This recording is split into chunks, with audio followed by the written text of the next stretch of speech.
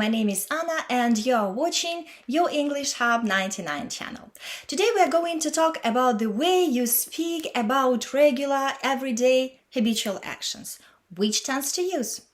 But before we start, watch this small dialogue, please. Jane, how do you usually spend your weekends?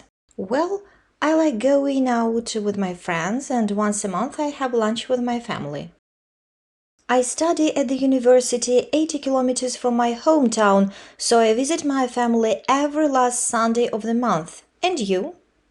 My boyfriend likes surfing, so almost every weekend we go to the beach to surf, but sometimes I stay at home, do the housework, or read a nice book. Well, as you can see, Jane and Katie talk about things they do every weekend, sometimes once a month. These actions are regular for them. And they say, I like going out with my friends, I have lunch with my family, we go to the beach, I stay at home, do the housework, or read a nice book.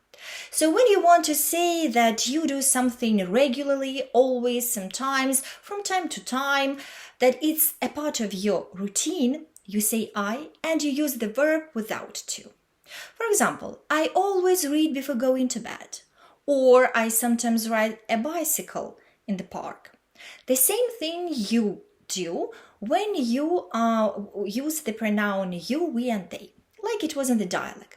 Almost every weekend we go to the beach to surf.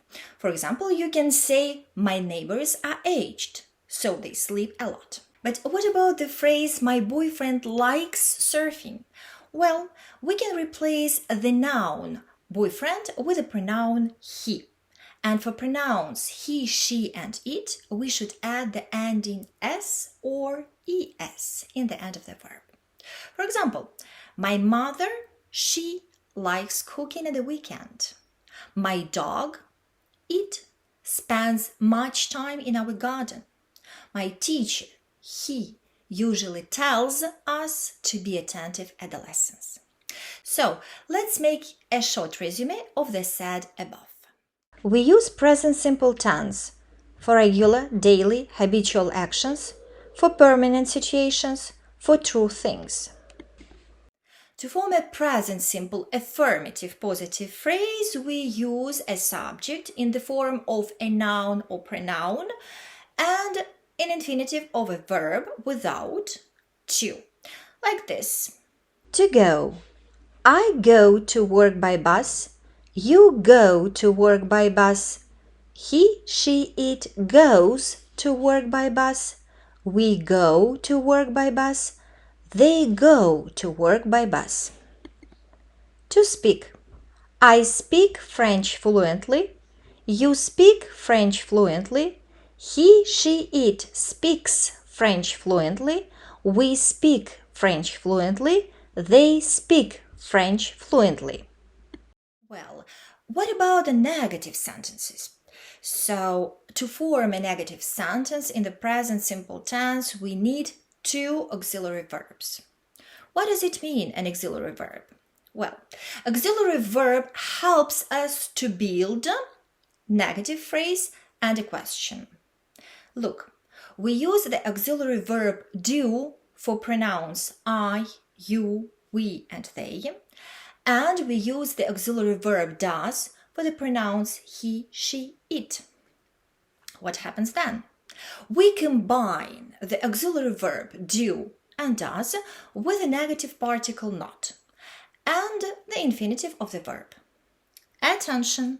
The forms of the verbs with the ending s or es change for the simple infinitive form without to. Let's have a look. For example, I do not read before going to bed. You do not watch TV every evening. We do not go to the beach every weekend. They do not speak Spanish fluently. And the same thing with the pronouns he, she, and it. He doesn't play football with his friends. She does not listen to music in the car. It does not grow fast. The same thing happens when you use the nouns which you can replace with a certain pronouns. What do I mean? Let's have a look. Like you can say, my brother, he does not play football with his friends. And you, instead of saying the full form, do not or does not, you can contract them. Yes, and you can say don't or doesn't. Let's now pay attention to the words which help us to recognize the present simple tense. They are always, usually, often, every day, week, month, year, sometimes, from time to time, seldom, rarely, once, twice a month, never. Each word has its place in the phrase.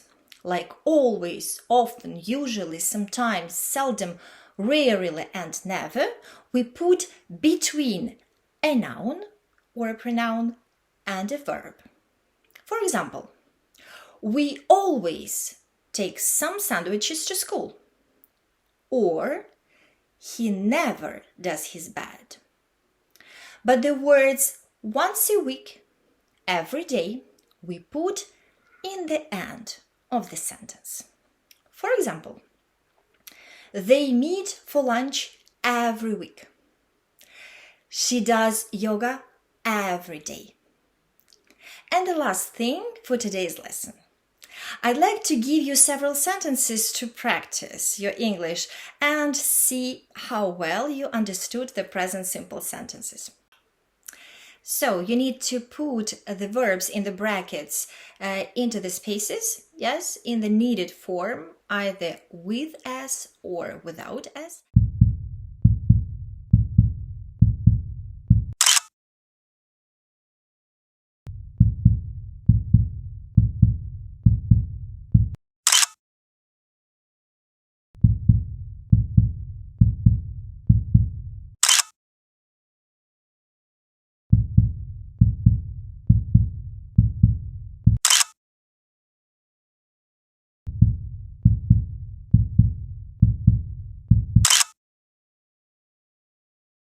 And the second task that I would like you to do is to put these 10 sentences into negative form.